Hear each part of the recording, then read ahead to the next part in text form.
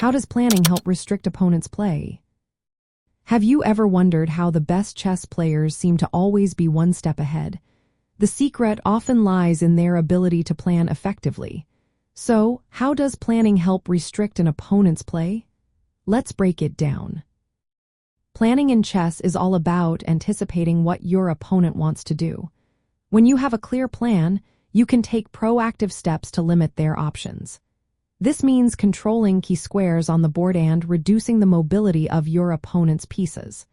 By doing this, you prevent them from executing their strategies. At its core, planning helps you identify potential threats from your opponent. For example, if you see they want to trade off one of your strong pieces, you can create a plan to stop that from happening. This is often referred to as prophylaxis, which means making moves that prevent your opponent's plans before they can become a problem.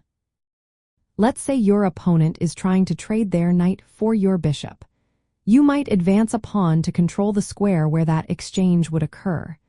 This not only keeps your bishop safe but also limits your opponent's ability to improve their position.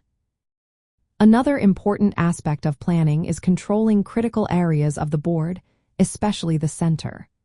Dominating the center gives you more mobility and flexibility. When you control these key squares, you can force your opponent into a cramped position. This can lead to pressure on weak pawns or pieces, making them respond defensively. Strategic planning can also involve deciding whether to open or close the position. If your opponent prefers a closed setup, you might plan exchanges that open lines for your pieces. This increases their activity while limiting your opponent's resources.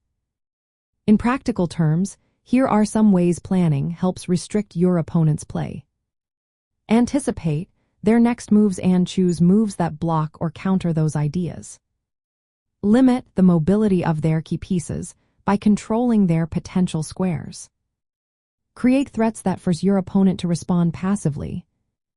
Prevent favorable exchanges or pawn breaks that could improve their position.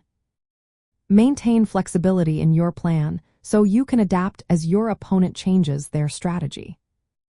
By consistently applying these principles, you not only restrict your opponent's options but also gain a psychological edge.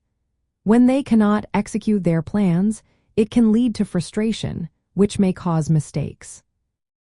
In chess, effective planning helps you foresee your opponent's intentions, control important areas, and make moves that prevent their strategies from unfolding.